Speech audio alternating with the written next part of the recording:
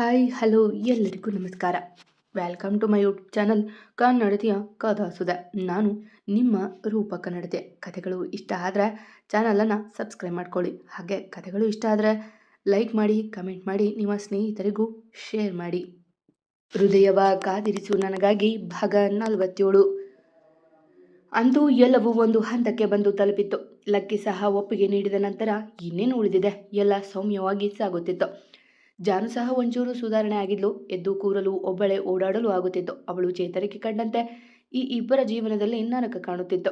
ದಿನವೂ ಒಂದೊಂದು ರೀತಿಯ ಹಿಂಸೆ ಕೊಟ್ಟು ನರಳಿಸುತ್ತಿದ್ದ ಅವ. ಜಾನು, ನಾನೆಲ್ಲ ರೆಡಿ ಮಾಡಿದ್ದೀನಿ. ಈ ಕಾರ್ ಬಿಟ್ಟು ಸ್ಮೂತ್ ಆಗಿ ರೀಚ್ ಆಗೋದಿಲ್ಲ. ಬಸ್ ಪರ್ಚೇಸ್ ಮಾಡಿದ್ದೀನಿ.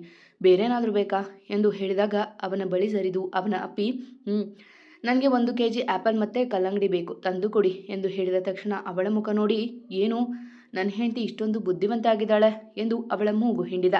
ಯಾಕೆ, ನಾನು ದಡ್ಡಿಯಾಗಿದ್ನಾ ಎಂದು ಮುಖ ಊದಿಸಿಕೊಂಡು ಕೇಳಿದಾಗ ಅವಳ ಕೆನ್ನೆ ಮೇಲೆ ಮುತ್ತು ಕೊಟ್ಟವನು, ಇಲ್ಲ, ಅತಿ ಬುದ್ಧಿವಂತೆ ಆಗಿದ್ದೆ ಎಂದು ಹೇಳಿ ನಕ್ಕು. ಜಂಕ್ ಫುಡ್ ತಿನ್ನೋದು ಬಿಟ್ಟು ಒಳ್ಳೆ ಫುಡ್ ತಿಂತಾ ಇದೆಯಾ ಎಂದು ಹೇಳಿದಾಗ ಅವನ ಕೊರಳು ಬಳಸಿ, ಮತ್ತೆ ನಾನೀಗ ಒಬ್ಬಳೇ ಅಲ್ಲ ಬೇಕಿದ್ದು ತಿನ್ನೋಕೆ. ನಮ್ಮ ರಾಜನ ಮಕ್ಕಳು ಇದ್ದಾವೆ ನನ್ನ ಹೊಟ್ಟೆಯಲ್ಲಿ, ಅದಕ್ಕೆ ಅವುಗಳಿಗೆ ಏನು ಬೇಕೋ ಅದು ತಿನ್ನಬೇಕು ಎಂದು ನಕ್ಕಳು. ಅವಳ ಮಾತಿಗೆ ಕಣ್ಣರಳಿಸಿ, ಭಾರೀ ಬದಲಾವಣೆ ಎಂದು ಅವಳ ನಡು ಬಳಸಿದ. ತುಂಬ ಖುಷಿಯಾಯಿತು ಕಣೆ, ನಮ್ಮ ಜೀವನದಲ್ಲಿ ಎಲ್ಲ ನಾವು ಅಂದುಕೊಂಡಂತೆ ಹೋಗ್ತಿದೆ. ಇನ್ನೇನು ಲಕ್ಕಿ ಒಬ್ಬನ ಜೀವನ ಸೆಟಲ್ ಆದರೆ ಆಯಿತು, ನಿಶ್ಚಿಂತೆಯಿಂದ ಇರಬಹುದು ಎಂದು ರಾಮ್ ಹೇಳಿದಾಗ ತಾನು ಅವನ ಮಾತಿಗೆ ಧನಿ ಕೂಡಿಸಿ, ಹೌದು ರಾಮ್, ಆದರೆ ಅವನಿಗೆ ತಕ್ಕ ಹುಡುಗಿ, ಈ ಮನೆಗೆ ತಕ್ಕನಾದ ಹುಡುಗಿ ಎಲ್ಲಿಂದ ತರೋದು ಎಂದು ಚಿಂತೆಯಿಂದ ಹೇಳಿದಾಗ ಅವಳ ಕೈ ಮೇಲೆ ಕೈ ಇಟ್ಟು, ಆಗುವ ಕಾಲಕ್ಕೆಲ್ಲ ಆಗುತ್ತೆ ಬಿಡು ಜಾನು. ನನ್ನ ಜೀವನದಲ್ಲಿ ನೀನು ಬಂದ ಹಾಗೆ ಅವನ ಜೀವನದಲ್ಲಿ ಯಾರಾದರೂ ಬಂದೇ ಬರ್ತಾರೆ ಎಂದು ಹೇಳಿದ. ಒಳ್ಳೆ ಹುಡುಗಿ ಬಾರದೇ ಇದ್ರೂ ಪರವಾಗಿಲ್ಲ, ಆದರೆ ಕೆಟ್ಟ ಹುಡುಗಿ ಬರೋದಕ್ಕೆ ಮಾತ್ರ ಬಿಡೋದಿಲ್ಲ ಎಂದು ಉಸಿರು ಬಿಟ್ಟ ಅವ. ಇವಾಗ ಸುಮ್ಮನೆ ಮಲಗು ಆಯ್ತಾ, ನಾಳೆ ಬೆಳಗ್ಗೆ ಹೊರಡೋಣ. 1 ದಿನ ರೆಸ್ಟ್ ಮಾಡೋದಕ್ಕೆ ಬೇಕು ನಿನಗೆ ಎಂದು ನಕ್ಕ ರಾಮ್ ಅವಳನ್ನು ನಿಧಾನವಾಗಿ ಹಾಸಿಗೆ ಮೇಲೆ ಮಲಗಿಸಿದ. ರಾಮ್, ಅದು ಎಂದು ಮೆಲ್ಲಗೆ ಅವನ ಶರ್ಟ್ ಹಿಡಿದು ತನ್ನತ್ತ ಸೆಳೆದುಕೊಂಡು, ನಾವೆಷ್ಟು ದಿನ ಆಯಿತು ದೂರ ಇದ್ದು, ಪ್ಲೀಸ್ ಎಂದು ಕಣ್ಣು ಸಂಕುಚಿಸಿ ಕೇಳಿದಾಗ ಅವಳ ತಲೆ ನೇವರಿಸಿ, ಬೇಡ, ನಿನಗೆ ಬೆನ್ನು ಸರಿಯಿಲ್ಲ ಎಂದು ಹೇಳಿ ದೂರ ಸರಿಯಲು ಹೋದವನ ಇನ್ನಷ್ಟು ಹತ್ತಿರಕ್ಕೆ ಎಳೆದುಕೊಂಡು, ನಾನು ಪರ್ಫೆಕ್ಟ್ಲಿ ಆಲ್ ರೈಟ್ ಪ್ಲೀಸ್ ಎಂದು ಹೇಳಿದಾಗ ಅವಳ ಪ್ರೀತಿ ಮುಂದೆ ಸುಮ್ಮನೆ ಇರಲು ಹೇಗೆ ಸಾಧ್ಯ? ಮೆಲ್ಲಗೆ ಅವಳ ತಬಾಗಿ, ಆರ್ ಯು ಶೋರ್ ಜಾನು ಎಂದು ಮತ್ತೊಮ್ಮೆ ಕೇಳಿದಾಗ ಮರು ಮಾತಿಲ್ಲದೆ ಅವನ ತುಟಿಗೆ ತುಟಿ ಸೇರಿಸಿದ್ಲು ಜಾನು. ಬಹುದಿನಗಳ ವಿರಸಕ್ಕೆ ಮುಕ್ತಿ ಕೊಟ್ಟು ಇಬ್ಬರು ಒಬ್ಬರಾಗಿ ಹಾಯಾಗಿ ನಿದ್ರಿಸಿದರು ದಣಿದು. ಮರುದಿನ ಮೆಲ್ಲಗೆ ಸೂರ್ಯ ಉದಯಿಸಿದ್ದ. ಅದಾಗಲೇ ಎಲ್ಲರೂ ಲಗೇಜ್ ತುಂಬಿಕೊಂಡು ರೆಡಿ ಇದ್ರು. ಎಲ್ಲರೂ ಸೇರಿ ಖುಷಿಯಿಂದ ಹೊರಟಿದ್ದರು. ಲಕ್ಕಿ, ಎಲ್ಲ ರೆಡಿ ಇದೆ ಅಲ್ವಾ ಎಂದು ಹೇಳಿದ ರಾಮ್ ಬಸ್ಗೆ ಲಗೇಜ್ ತುಂಬುವಾಗ. ಅಗ್ರಜ, ನನಗೆ ಯಾಕೋ ತಲೆನೋವು, ನಾನು ಬರೋದಿಲ್ಲ, ನೀವು ಹೋಗಿ ಬನ್ನಿ ಎಂದು ಲಕ್ಕಿ ಅಲ್ಲಿಗೆ ಹೋಗಲಾರದೆ. ಪರವಾಗಿಲ್ಲ, ಅಲ್ಲಿ ನಾಟಿ ಔಷಧಿ ಸಿಗುತ್ತೆ, ನಿನಗೆ ಅಲ್ಲೇ ಕೊಡಿಸ್ತೀನಿ ಎಂದು ಹೇಳಿ ಅವನ ಬೆನ್ನು ತಟ್ಟಿದ ರಾಮ್. ಅಗ್ರಜ, ನಿನ್ನ ಖುಷಿ ಬರ್ತಾ ಇದ್ದೀನಿ, ಆದರೆ ನನಗೆ ಜೀವನದ ಮೇಲೆ ಆಸಕ್ತಿ ಹೋಗಿದೆ ಎಂದು ಹೇಳಿಕೊಂಡು ನಿಟ್ಟುಸಿರು ಬಿಟ್ಟ ಲಕ್ಕಿಗೂ ಗೊತ್ತಿಲ್ಲ ಹಳ್ಳಿ ತನ್ನ ಜೀವನವನ್ನೇ ಬದಲಿಸುತ್ತದೆ ಎಂದು. ಬನ್ನಿ ಬನ್ನಿ ಎಲ್ಲ ಎಂದು ರಾಮ್ ಕರೆದಾಗ ಎಲ್ಲರೂ ಬಂದು ಬಸ್ ಸೇರಿದ್ರು. ನಿನ್ನೆಯೇ ಜಾನು ಮನೆಯವರು ಸಹ ಬಂದಿದ್ರು. ಹಾಗಾಗಿ ಬಸ್ಸನ್ನೇ ಬುಕ್ ಮಾಡಿದ್ದ ರಾಮ್.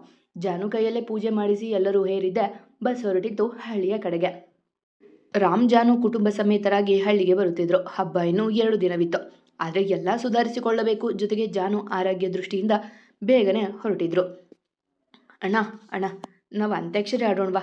ಹಳ್ಳಿ ಇನ್ನೂ ಎಷ್ಟು ದೂರ ಇದೆ ಎಂದು ದನಿ ಕೇಳಿದಾಗ ಮಡದಿ ಕೈ ಹಿಡಿದು, ಸರಿ, ನಾನು ಮಾತ್ರ ನನ್ನ ಹೆಂಡತಿ ಒಂದೇ ಟೀಮ್ ಎಂದು ರಾಮ್ ಹೇಳಿದಾಗ ನಕ್ಕ ದನಿ, ಅಣ್ಣ, ನಂಗೆ ಗೊತ್ತು ನೀವಿಬ್ಬರು ಒಂದೇ ಟೀಮ್ ಅಂತ ಎಂದು ದರ್ಶನ್ ಕಡೆಗೆ ನೋಡಿದ್ಲು.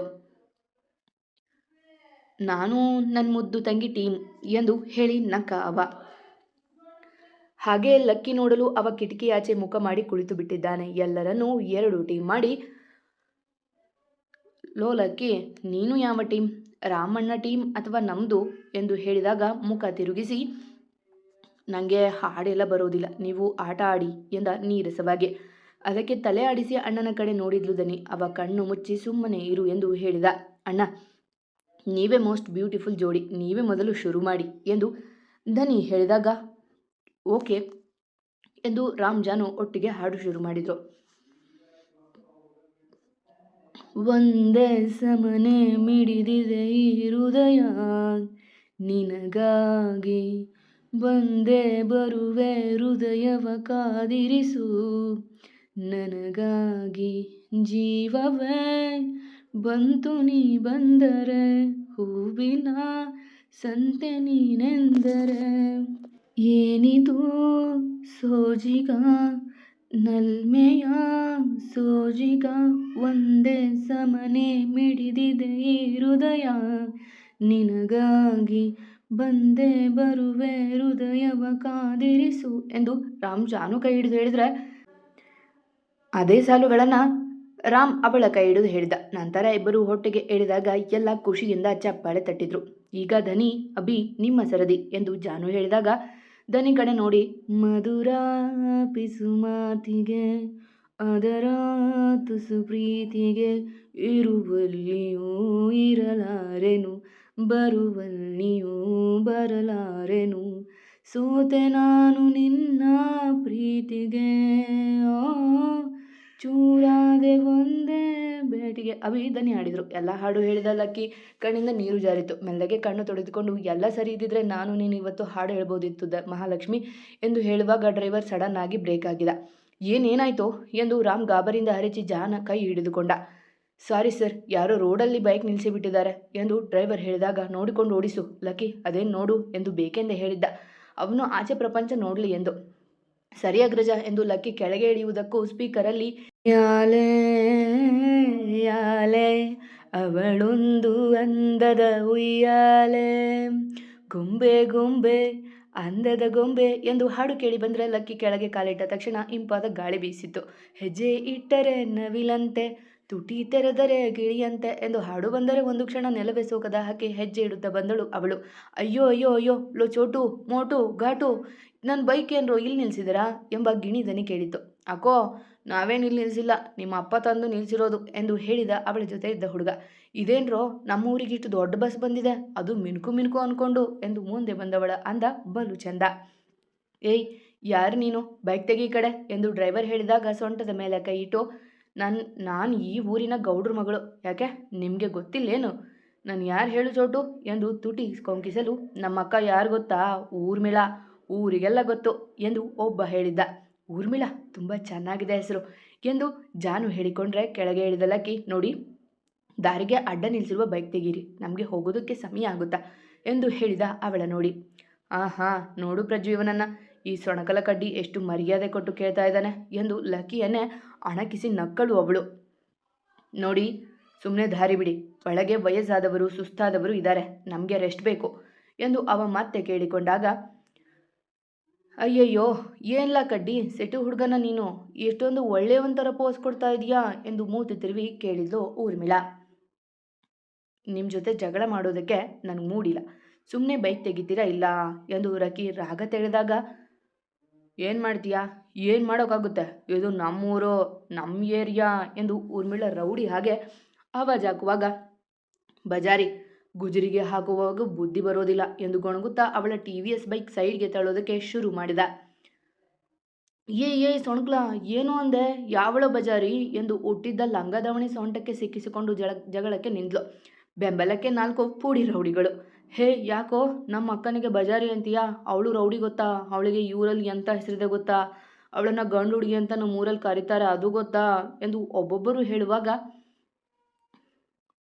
ಇರ್ರೋ ನನ್ನ ಮಾನ ಮರ್ಯಾದೆ ನೀವೇ ತೆಗಿತಾ ಇದ್ದೀರಾ ಎಂದು ಹೇಳಿ ಹೇ ನನ್ನ ಬೈಕ್ ಮುಟ್ಟಿದ್ರೆ ನನ್ನ ಬಸ್ ಗಾಳಿ ಬಿಟ್ಟು ಬಿಡ್ತೀನಿ ಎಂದು ಹೇಳಿ ಬಸ್ ಟೈರ್ ಬಳಿ ಬಂದಳು ಊರ್ಮಿಳ. ರಾಮ್ಜಾನು ಮತ್ತು ಮನೆಯವರು ಇವರ ಟಾಮ್ ಆ್ಯಂಡ್ ಜೆರ್ರಿ ಜಗಳ ನೋಡಿ ನಗುತ್ತಿದ್ರು. ಕಿಟಕಿಯಿಂದ ತಲೆ ತೂರಿಸಿ ನಗುತ್ತಿದ್ದರೆ ವಿನಃ ಕೆಳಗೆ ಇಳಿಯುವ ದುಸ್ಸಾಹಸ ಮಾಡಲಿಲ್ಲ. ಹೇ ಬಜಾರಿ ಗಂಡು ಬೀರಿ, ಏನೋ ಹುಡುಗಿ ಅಂತ ಮರ್ಯಾದೆ ಕೊಟ್ಟರೆ ಅತಿ ಆಯಿತು ನಿಂದು, ಒಳ್ಳೆ ಮಾತಿನಲ್ಲಿ ಹೇಳಿದೆ ಅಲ್ವಾ ನಾವು ಬೇಗ ಹೋಗ್ಬೇಕಂತ, ನೀನು ಗೌಡರ ಮಗಳೇ ಆಗಿರೋ ಇಲ್ಲ ಯಾರ ಮಗಳೇ ಆಗಿರೋ, ರೋಡೇನು ನಿನ್ನ ಅಪ್ಪನದ ಎಂದು ಕೇಳಿದ ಲಕ್ಕಿ ಕೋಪ ಮೀರಿ. ಅಯ್ಯೋ ಅಯ್ಯೋ ನನ್ನ ಅಪ್ಪನ ಬಗ್ಗೆ ಮಾತಾಡ್ತೀಯ, ಮಾಡ್ತೀನಿ ನಿನಗೆ ಎಂದು ಅವಳ ಬಸ್ ಟೈರ್ ಕಡೆ ಬಂದಿದ್ದೆ ಕೈಯಲ್ಲಿ ಬೈಕ್ ಇರುವುದು ಮರೆತು ಓಡಿ ಬಂದ ಲಕ್ಕಿ. ಅಲ್ಲಿಗೆ ಅವಳ TVS ಗದ್ದೆ ನೋಡಿತ್ತು. ಹೇ ಬಜಾರಿ, ನಿನ್ನ ಹೀಗೆ ಬಿಟ್ಟರೆ ಸರಿ ಇಲ್ಲ, ಛೋಟಾ ರೋಡಿಗಳ ಬನ್ರೋ ಇಲ್ಲಿ ಎಂದು ಊರ್ಮಿಳ ಕೈ ಹಿಡಿದು ನಿಮ್ಮಕ್ಕನಿಗೆ ದೆವ್ವ ಮೆಟ್ಟಿಕೊಂಡಿದೆ, ಯಾವುದಾದ್ರೂ ಹೆಣ್ಣು ದೇವರ ಗುಡಿಗೆ ಹೋಗಿ ತಾಯ್ತ ಕಟ್ಟಿಸಿ ಎಂದು ಹೇಳಿ ಬಸ್ ಹತ್ತಿದವ ರೈಟ್ ರೈಟ್ ಎಂದು ಹೇಳಿದರೆ ಬಸ್ ಮುಂದೆ ಸಾಗಿತ್ತು. ಅಯ್ಯೋ ಅಯ್ಯೋ, ಕೊನೆಗೂ ತೋರಿಸಿಬಿಟ್ಟಿಯಲ್ಲೋ ಸೊಣಕಲ ನಿನ್ನ ಸೀಟಿ ಬುದ್ಧಿನ. ನನ್ನ ಗಾಡಿ, ನಮ್ಮ ಅಪ್ಪ ಬರ್ತಾನೆ ಈಗ ಎಂದು ಕಣ್ಣೀರು ತಂದುಕೊಂಡವಳು. ಹೋಗೆ ಬಜಾರಿ, ನಿನ್ನ ಗಂಡು ಬೀರಿ ಅನ್ನದೇ ಏನಂತಾರೆ, ನಿನ್ನ ಗಾಡಿ ಜೊತೆ ತಲೆನೂ ರಿಪೇರಿ ಮಾಡಿಸ್ಕೊ ಎಂದು ತಲೆ ಆಚೆ ಹಾಕಿ ಕೂಗಿ ಹೇಳಿದಾಗ, ಅಯ್ಯೋ ಕಡ್ಡಿ ಪೀರ, ಮಾಡ್ತೀನಿ ನಿನಗೆ ಎಂದು ಕಲ್ಲು ತೆಗೆದುಕೊಂಡು ಬಿಸಲು ಮುಂದಾದವಳು ಆಚೆ ತಲೆ ಹಾಕಿದ್ದ ಜಾನು ಮತ್ತೆ ಅಜ್ಜ ಅಜ್ಜಿ ನೋಡಿ ಕಲ್ಲು ಕೆಳಗೆ ಎಸೆದು, ನಮ್ಮೂರಿಗೆ ಬರ್ತೀಯಲ್ಲ, ನೋಡ್ಕೊಳ್ತೀನಿ ನಿನ್ನ ಎಂದು ಹೇಳಿ ಬೈಕ್ ನೋಡಲು ಹೋದಾಗ ದೂರದಿಂದ ಒಬ್ಬ ವ್ಯಕ್ತಿ ಕುಡಿದು ತೂರಾಡುತ್ತಾ ಬರುವ ಹಾಗೆ ಕಾಣಿಸಿತು. ಬಸ್ ಮುಂದೆ ಹೋದಂತೆ ಅವ ಹತ್ತಿರ ಆಗುತ್ತಿದ್ದ ಅವಳಿಗೆ. ಅವನ ನೋಡಿ ಮಕ್ಕಳೆಲ್ಲ ಎದ್ದೆನೋ ಬಿದ್ದನೋ ಎಂದು ಓಡಿ ಹೋದರೆ ಆ ವ್ಯಕ್ತಿ ಊರಿ ಮೇಲೆ ಕೈ ಮಾಡಿದ್ದ. ಇದಿಷ್ಟು ಲಕ್ಕಿ ನೋಡಿದ್ದ. ಬಸ್ ಮನೆಯ ಮುಂದೆ ನಿಂತಾಗ ವಿನಯ ಆಚೆ ಓಡಿ ಬಂದ. ಧಣಿ ಧಣಿ, ದೊಡ್ಡ ಬಸ್ ಬಂದಿದೆ ನಮ್ಮನೆಗೆ, ಯಾರೋ ದೊಡ್ಡ ಜನ ಬಂದವ್ರೆ ಎಂದು ಕೂಗಿದ ಎಲ್ಲರನ್ನು. ಹಾಗೆ ಯಾಕೆ ಅರಿಸ್ತೀಯೋ ಮಗನೇ, ನಾವೇ ಬಂದಿರೋದು ಎಂದು ಹೇಳಿ ಕೆಳಗೆ ಇಳಿದು ಬಂದ ರಾಮ್ ವಿನಯನ ತಲೆ ಮೇಲೆ ಕುಟ್ಟಲು, ಓ ಅಣ್ಣಾರೇ ನೀವಾ, ಇದೇನು ದೊಡ್ಡ ಬಸ್ ತಗೊಂಡು ಬಂದಿರಾ ಎನ್ನುವಾಗ ಒಬ್ಬೊಬ್ಬರೇ ಇಳಿದು ಬಂದರು. ಅಬ್ಬಾ, ಇದೇನು ನಿಮ್ಮ ಮನೆಯಾಗ ಇಷ್ಟು ಜನ ಇದ್ದೀರಾ ಎಂದು ವಿನಯ ಬಾಯಿ ಬಿಟ್ಟಾಗ, ಇವರೆಲ್ಲ ಇನ್ನೊಂದು ವಾರ ಇಲ್ಲೇ ಇರ್ತಾರೆ, ಎಲ್ಲರಿಗೂ ಉಳಿಯೋದಕ್ಕೆ ವ್ಯವಸ್ಥೆ ಮಾಡು, ಹಾಗೆ ನಿನಗೇನಾದರೂ ಸಹಾಯ ಬೇಕು ಅಂದರೆ ಆ ಹುಡುಗಿ ಕರ್ಕೊ ಎಂದು ಹೇಳಿದರು ಗೌಡ್ರು. ಬನ್ನಿ ಒಳಗೆ ಎಂದು ಪ್ರೀತಿಯಿಂದ ಆಮಂತ್ರಣ ಕೊಟ್ಟಾಗ ನಗುತ್ತಾ ಎಲ್ಲ ಒಳಗೆ ನಡೆದರು. ರಾಮ್ಜಾನು ಹೊರತುಪಡಿಸಿ ಉಳಿದವರೆಲ್ಲ ಹಳ್ಳಿಯಲ್ಲೂ ಅಷ್ಟು ದೊಡ್ಡ ಮನೆ ನೋಡಿ ಅಚ್ಚರಿಯಿಂದ ಕಣ್ಣರಳಿಸಿ ನೋಡುತ್ತಿದ್ರು. ರಾಮ್ ಮತ್ತು ಕುಟುಂಬ ಎಲ್ಲ ಗೌಡರ ಮನೆ ಬಂದಿಳಿದಿತ್ತು. ಅವರ ಮನೆ ನೋಡಿ ಅಚ್ಚರಿಯಿಂದ ಕಣ್ಣರಳಿಸಿ ಬಿಟ್ಟರು ಎಲ್ಲ. ಅಷ್ಟು ದೊಡ್ಡ ಮನೆಯದು. ಎಲ್ಲರಿಗೂ ಒಂದು ಕೋಣೆ ತೋರಿಸಿ ಮನೆಯವರನ್ನ ಪರಿಚಯ ಮಾಡಿಸಿದ್ರು ಗೌಡರು. ಅಬ್ಬಾ, ತುಂಬ ದೊಡ್ಡದಿದೆ ಮನೆ ಎಂದು ಉದ್ಗಾರ ತೆಗೆದರು ಭೂಮಿಕಾ. ಅಮ್ಮ, ಇದಕ್ಕೆ ಈಗ ಅಂತೀಯ, ಇವರ ತೋಟದ ಮನೆ ನೋಡಬೇಕು ನೀನು. ನಮ್ಮ ಬೆಂಗಳೂರಲ್ಲಿ ಒಬ್ಬರು ಆರಾಮಾಗಿ ಜೀವನ ಮಾಡ್ಬೋದು, ಅಂತಹ ಮನೆ ಇವರು ಮಿಷಿನ್ ಮನೆ ಅಂತ ಇಟ್ಟಿದ್ದಾರೆ. ಅದೇನಾದರೂ ಅಲ್ಲೇ ಆಗಿದ್ರೆ ಮಿನಿಮಮ್ 6,000 ಬಾಡಿಗೆ ಫಿಕ್ಸ್ ಎಂದು ನಕ್ಕಳು ಜಾನು. ಅಬ್ಬಾ ಹೌದು ಕಣೆ ಜಾನು, ನಮ್ಮೂರು ಸಹ ಇಷ್ಟು ದೊಡ್ಡದಿಲ್ಲ. ನಮ್ಮ ಹಳ್ಳಿ ಬೆಂಗಳೂರಿಗೆ ಹತ್ತಿರ ಆಗುತ್ತೆ ಅಲ್ಲ, ಸ್ವಲ್ಪ ಡೆವಲಪ್ ಹೆಸರಲ್ಲಿ ಹಾಳಾಗಿದೆ. ಇವೆಲ್ಲ ಉತ್ತರ ಕರ್ನಾಟಕ ಆರಾಮಾಗಿ ಇದ್ದಾವೆ ಎಂದು ಹೇಳಿ ಅಭಿ ತಂಗಿಯ ಬೆಳೆಸಿ, ಹೌದು ಅಣ್ಣ, ಇವಾಗ ನನಗೆ ಆಯಾಸ ಆಗಿದೆ ಅಂತೆ, ನಾನು ರೆಸ್ಟ್ ಮಾಡ್ತೀನಿ ಅಂತೆ. ನನಗೆ ಚಂದ್ರು ಅಣ್ಣ ಹೋಗಿ ಎಳ್ನೀರು ತರ್ತಾರೆ ಅಂತೆ. ಏನಣ್ಣ ತರ್ತೀರಾ ಅಲ್ವಾ ಎಂದು ಕೇಳಿದಳು ಚಂದ್ರುಬನ್ನ ನೋಡಿ. ಆಯಿತು ತಂಗಮ್ಮ, ತರ್ತೀನಿ ಎಂದು ಹೇಳಿದಾಗ ಲಕ್ಕಿ ಕಡೆ ನೋಡಿದ ಜಾನು, ಲಕ್ಕಿ ನೀನು ಅವರ ಜೊತೆ ಹೋಗು ಆಯ್ತಾ, ನನಗೆ ಒಂದು, ನನ್ನ ಮಕ್ಕಳಿಗೆ 2 ನೆನಪಿರಲಿ, ಇಲ್ಲ ಚಿಕ್ಕು ಬ್ಯಾಡ್ ಬಾಯ್ ಅಂತ ಹೇಳಿಕೊಡ್ತೀನಿ ಎಂದು ನಕ್ಕಳು ಜಾನು ಲಕ್ಕಿಗೆ ಹುಬ್ಬು ಹಾರಿಸಿ. ಆಯಿತು ಅತ್ತಿಗೆ, ತರುವೆ ಎಂದು ಹೇಳಿ ಚಂದ್ರು ಜೊತೆ ಆಚೆ ಹೊರಟಾಗ, ಗೌಡ್ರೆ, ಈ ಊರಲ್ಲಿ ಗೌಡ್ರು ಅಂದರೆ ನೀವೊಬ್ಬರೇ ಅಲ್ವಾ, ಅದ್ಯಾರೋ ಗೌಡರ ಮಗಳು ನಾನು ಅಂತ ಕೊಚ್ಚಿಕೊಳ್ತಾ ಇತ್ತು ಹುಡುಗಿ ಎಂದು ಬೇಕೆಂದು ತಮ್ಮ ಹೋದ ದಾರಿಯ ನೋಡಿ ಹೇಳಿದ ರಾಮ್. ಲಕ್ಕಿ ಕಿವಿ ಚುರುಕಾದ್ವು. ಮೆಲ್ಲಗೆ ಚಂದ್ರು ಹಿಂದೆ ಹೆಜ್ಜೆ ಹಾಕುವಾಗ, ಹೌದಾ, ಗೌಡರು ಅಂತ ತುಂಬ ಜನ ಇದ್ದಾರೆ, ಆದರೆ ನನಗೆ ಇರೋದು ಅವನೊಬ್ಬನೇ ಮಗ, ಯಾರು ಅಂತ ವಿಚಾರಿಸುವೆ ಎಂದು ಮಲ್ಲನಗೌಡರು ಹೇಳಿದರು. ಹಾಂ, ಅವಳ ಹೆಸರು ಏನೋ ಇತ್ತು, ನನಗೆ ನೆನಪಾಗ್ತಾ ಇಲ್ಲ ಎಂದು ರಾಮ್ ತಲೆ ಕೆರೆದುಕೊಂಡಾಗ, ನನಗೂ ರಾಮ್ ಏನೋ ಇತ್ತು ಅಲ್ವಾ ಎಂದು ಜಾನು ಸಹ ಆ್ಯಕ್ಟಿಂಗ್ ಮಾಡಿದ್ಲು ಅವನಂತೆ. ಹಾಂ, ಲಕ್ಷ್ಮಣನ ಹೆಂಡತಿ ಹೆಸರು ಎಂದು ರಾಮ್ ಹೇಳಿದಾಗ ಇನ್ನೂ ತಡೆಯಲಾಗದೆ ಹಿಂದೆ ತಿರುಗಿ, ಊರ್ಮಿಳಾ, ಬಜಾರಿ ಊರ್ಮಿಳಾ ಎಂದು ಹೇಳಿ ಮುಂದೆ ನಡೆದ ಲಕ್ಕಿ. ಅವನಿಗೆ ಅರಿವೇ ಇರದಂತೆ ತನ್ನ ಹೆಂಡತಿ ಎಂದು ಒಪ್ಪಿಬಿಟ್ಟ. ಹೋ, ಆ ಹುಡುಗಿ ತುಂಬ ಒಳ್ಳೆಯ ಹುಡುಗಿ, ಆದರೆ ಬಾಯಿ ಮುಂದು. ಅಮ್ಮ ಇಲ್ಲ, ಅಪ್ಪನಿಗೆ ಕುಡಿತದ ಚಟ. ಅವನ ಆಸ್ತಿ ನೋಡಿ ನಮ್ಮೂರಿನ ಒಬ್ಬಳು ಅವನ ಮದುವೆ ಆದ್ಲು. ಆಸ್ತಿ ಮೊದಲ ಹೆಂಡತಿ ಮಗಳ ಹೆಸರಿಗೆ ಇದೆ ಅಂತ ಗೊತ್ತಾಗಿ ಆ ಮಗು ಮೇಲೆ ಕೋಪ ತೋರಿಸ್ತಾಳೆ. ನಾವು ಎಷ್ಟು ಬಾರಿ ಪಂಚಾಯಿತಿ ಕರೆದ್ರೂ ಆಯಿತು, ಏನೂ ಬದಲಾಗಿಲ್ಲ. ಅವನು ಕುಡಿಯೋದು ಬಿಟ್ಟಿಲ್ಲ. ಸರ್ಕಾರವೇ ಪರವಾನಗಿ ಕೊಟ್ಟೇ ಆಗಿದೆ. ನಾನು ಸುತ್ತಮುತ್ತ ಊರಿನ ಅಂಗಡಿ ಎಲ್ಲ ಬಂದ್ ಮಾಡಿಸಿದ್ರೆ ಮತ್ತೆ ಸರ್ಕಾರದಿಂದ ಆದೇಶ ಬಂತು.